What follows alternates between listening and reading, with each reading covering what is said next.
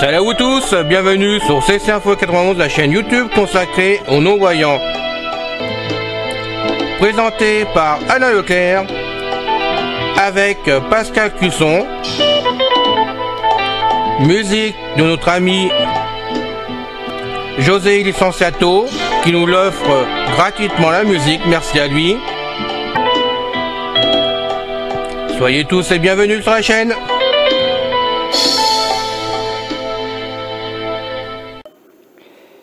Chers amis, bien le bonjour, c'est encore une fois Pascal Cusson parmi vous pour la chaîne d'info Ceci Info 91 de notre ami Alain Leclerc, chaîne destinée aux mâles et non-voyants pour les informer sur une foultitude de sujets. Aujourd'hui, nous poursuivons dans la catégorie Histoire notre second volet sur les fortifications au travers des âges. Aujourd'hui, nous parlerons des abattis, des palissades, des trous de loup ainsi que du génie militaire. Bonne écoute avec notre ami Thomas.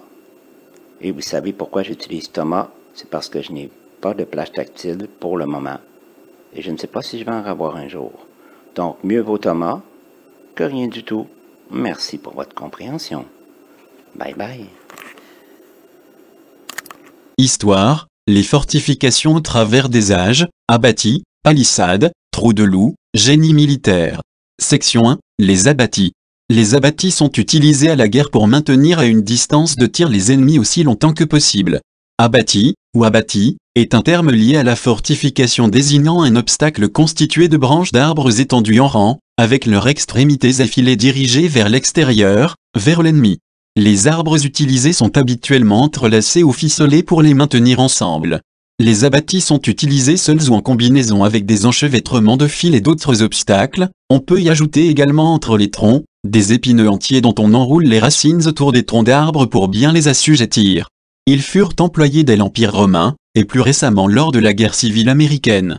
On peut y adjoindre des lignes de retranchement constituées de fossés bordés d'un talus et d'une palissade, précédés par ailleurs de pièges divers, abattis artificiels, trous de loup, aiguillons formés de pieux très courts surmontés de petits fers. À l'époque moderne, des abattis d'arbres géants non ébranchés sont disposés pour bloquer l'avance des véhicules blindés. Certains de ces abattis sont copieusement arrosés de pétrole. Lorsque l'ennemi est sur le point de conquérir l'abattis, on met le feu au pétrole pour créer une diversion le temps de se sauver. La vieille expression populaire « tu ferais bien de numéroter tes abattis » est une forme d'avertissement, de menace, signifiant que l'on menace prochainement l'intéressé d'une bagarre ou d'un rude combat, et que l'on va aller le chercher de front, sans détour, pour le démolir comme une fortification prise d'assaut. Il gagnerait à numéroter ses membres, jambes, bras, s'il compte les retrouver à l'issue du combat. Les règles traditionnelles de la guerre exigeaient, en principe, que l'on prévienne officiellement l'ennemi de se préparer avant de venir le massacrer sans faire de quartier. Deux exemples fameux d'un bon emploi me viennent à la mémoire. Le premier eut lieu lorsque la Nouvelle-France existait encore, le second lorsque le jeune Canada émergeait. Les voici. Premier exemple, un usage classique d'un abattis fut fait à la bataille de Fort-Quérillon pendant la guerre de 7 ans, en 1758. Les 3600 hommes des troupes françaises y vainquirent une troupe britannique forte de 16 000 hommes en place devant leur position défensive avec un abattis extrêmement dense. Les Britanniques trouvèrent ces défenses impénétrables et furent forcés de se retirer après avoir perdu quelques 2600 hommes. Un autre exemple d'utilisation d'un abattis fut la bataille de Châteauguay. Second exemple, le 26 octobre 1813, dans laquelle près de 1300 voltigeurs canadiens, sous le commandement de Charles Michel de Salaberry, défirent un corps américain d'environ 4000 hommes. Fin de la section 1. Section 2. Les palissades. Une palissade est un ouvrage fait avec des bois refendus carrément liés les uns contre les autres, et qui constitue une séparation ou un rempart. Palissade défensive. Une palissade en architecture militaire est une clôture en bois ou en acier de taille variable, utilisée comme ouvrage défensif. La construction typique se compose de troncs d'arbres de petite à moyenne taille, alignés verticalement, sans espacement entre eux. Les troncs sont aiguisés ou taillés en pointe au sommet, enfoncés dans le sol et sont parfois renforcés par d'autres constructions. En tant que structure défensive, les palissades furent souvent utilisées en conjonction avec des travaux en terre. Grèce et Rome antique. Les Grecs et les Romains ont créé des palissades pour protéger leurs camps militaires. L'historien romain Tite Live décrit la technique grecque comme étant inférieure à celle des Romains pendant la Deuxième Guerre macédonienne. Les pieux grecs étaient trop grands pour être facilement transportés et étaient trop espacés. Ainsi, il était facile pour les ennemis de les déraciner ou de créer un espace assez grand pour y pénétrer. Fin de la section 2. Section 3, les trous de loup. Dans l'architecture militaire au Moyen Âge, un trou de loup est un obstacle défensif creusé dans le sol et fonctionnant comme un piège. Chaque trou de loup consiste d'une fosse évasée, conique ou pyramidale, d'environ 2 mètres de profondeur et 2 mètres de largeur à la surface. Au fond du trou a été enfoncé un pieu. La fosse peut être dissimulée par un treillis végétal et une couche de terre. Les trous de loup peuvent être trouvés seuls comme pièges, dans ce cas ils sont toujours cachés, ou en réseau dense sans espace entre les trous, utilisés alors comme obstacle devant un ensemble défensif. Un champ de trous de loup peut être plus efficace s'il est inondé par une faible profondeur d'eau, ce qui cache les trous, rend les parois glissantes et ajoute un risque de noyade. Parfois, le pieu est recouvert d'un mélange de viande pourrie, d'excréments et autres agents infectieux pour causer de sérieuses infections et souvent la mort lorsqu'il pénètre le sang lorsque le pieu entre dans le pied.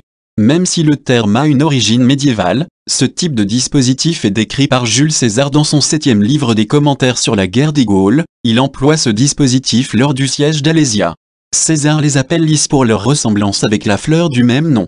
Des utilisations ultérieures romaines ont lieu dans les forteresses le long du mur d'Antonin en Grande-Bretagne. Ce piège est notamment utilisé lors de la guerre de tranchées durant la Première Guerre mondiale. Lors de la guerre du Vietnam, alors que les mines antipersonnelles font de 11 à 15% des blessés, le trou de loup est responsable de 2% des blessés. Le GI équipant ses rangers d'une plaque d'acier de protection dans la semelle afin de minimiser la blessure due au pieu pungi. Fin de la section 3. Section 4, le génie militaire.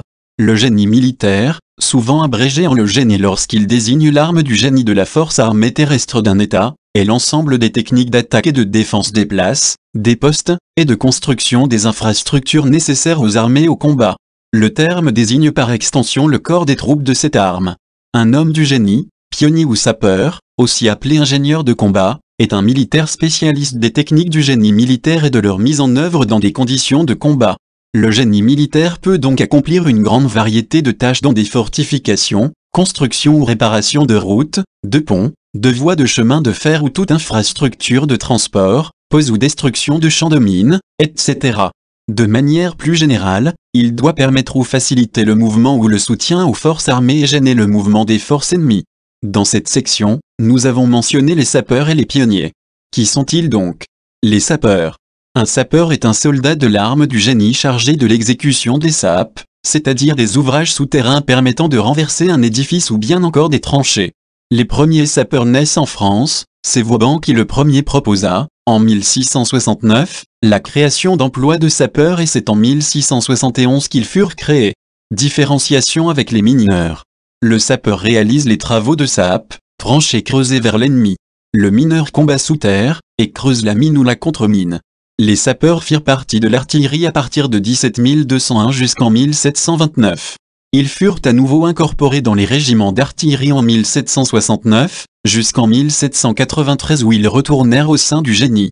En France, les spécialités de sapeurs et de mineurs sont distinctes jusqu'au 1er janvier 1875. À ces dates, la spécialité de mineur est dissoute. Les mineurs deviennent ouvriers de chemin de fer. L'appellation sapeur-mineur a pour seul but de maintenir la tradition. Les pionniers. Un pionnier est dans l'armée un soldat utilisé pour effectuer des tâches d'ingénierie et de construction. L'équivalent français est celui de sapeur des unités du génie militaire. Après avoir désigné au Xi siècle un fantassin, le mot français pionnier désigne à partir du Xi siècle un ouvrier d'artillerie, à partir du XVe siècle un défricheur, et au Xi siècle un défricheur dans un pays colonial. Par la suite, les pionniers sont intégrés au génie militaire ou à la logistique. Historiquement, le rôle principal des unités de pionniers était d'aider les autres armes à des tâches telles que la construction de fortifications, des camps militaires, des ponts et des routes. Avant et pendant la Première Guerre mondiale, les pionniers ont été souvent engagés dans la construction et la réparation de chemins de fer militaires. Pendant le XX siècle, il s'effectue une distinction entre les pionniers traditionnels et d'autres destinés au combat. En France, les plus notables sont les pionniers de la Légion étrangère puisqu'il s'agit de la seule unité de ce type en service au sein de l'armée française. Qui sont-ils donc ces fameux pionniers de la Légion étrangère? Les pionniers de la Légion étrangère de l'armée de terre française forment une unité de tradition. Ils défilent en tête des troupes lors des prises d'armes et portent la barbe, un tablier de buffle et une hache à l'épaule. C'est la seule unité de ce type en service au sein de l'armée française. Dès le début du XVIIIe siècle, des petites unités de pionniers, les portages dans les compagnies de grenadiers, voient le jour au sein des régiments de l'armée française. Leur mission est alors de monter à l'assaut en tête des autres unités afin de détruire les éventuels obstacles dressés par l'ennemi. Après une présence plutôt aléatoire sous la Révolution française, les pionniers réapparaissent sous le Consulat, coiffés des bonnets à poil des grenadiers mais sans la plaque métallique. Ces unités sont dissoutes en 1818, puis recréées en 1822. La Légion étrangère a repris, dès 1831, cette tradition qu'elle perpétue encore de nos jours. En revanche, pour le reste de l'armée française, ces unités sont dissoutes sous la Troisième République française. En 1920-1921, des compagnies de sapeurs sont créées au sein des 4 régiments de Légion étrangère qui opèrent alors au Maroc. Elles remplissent des fonctions de génie, notamment en termes d'infrastructures, construction de routes, de ponts, de tunnels, etc. Ces unités ne portaient pas de hache, mais avaient néanmoins l'insigne de manche de tradition des pionniers. Le 30 avril 1931, lors des cérémonies du centenaire de la Légion étrangère, orchestrée par le général Rollet, une section de la compagnie de sapeurs du 3e régiment étranger d'infanterie défile en tête des troupes, arborant les attributs des pionniers, reprenant les traditions de leurs anciens. Les unités de pionniers ont été établies au rang de tradition en 1946 par le colonel Gaultier. Certains régiments de Légion étrangère, 1er régiment, 2e régiment, 4e régiment, DLEM, disposent encore, ponctuellement ou en permanence, de groupes de pionniers, en général un sous-officier et 9 légionnaires, mais la section de tradition se trouve au 1er régiment étranger d'Aubagne et compte 3 sous-officiers et 36 militaires du rang. C'est cette section qui ouvre le défilé des troupes de la Légion lors du défilé militaire du 14 juillet sur les Champs-Élysées, à Paris. C'est aussi elle qui est employée, lors des cérémonies de commémoration de la bataille de Cameron, le 30 avril, au 1er régiment étranger pour encadrer le porteur de la main de bois du capitaine d'Anjou. Si les défilés de Légion sont ouverts par cette unité, c'est pour maintenir cette tradition des sapeurs ouvrant la route, toujours devant, à la peine, comme à l'honneur. Par ailleurs, c'est aussi une manière d'honorer les sous-officiers puisque c'est l'un d'eux qui défile en tête de tous les éléments de la Légion étrangère. Les pionniers se distinguent par leur tenue spécifique, hache, elles servaient autrefois à briser les obstacles de bois dressés par l'ennemi. À l'origine, il en existait 6 à pic et 7 à marteau, tablier de cuir. Le tablier avait initialement pour fonction de protéger les sapeurs des éclats de bois et de limiter les risques d'éventration sur les obstacles en cas de chute.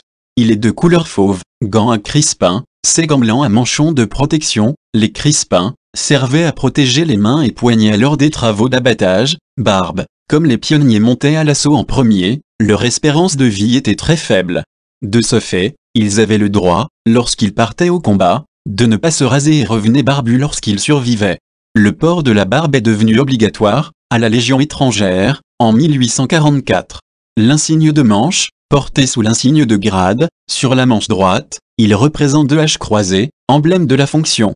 Ces losanges sont de couleurs variables en fonction des grades, hache d'or sur fond uni noir pour les sous-officiers, hache d'or sur fond noir liseré d'or pour les caporaux-chefs, hache verte sur fond noir liseré de vert pour les caporaux et légionnaires.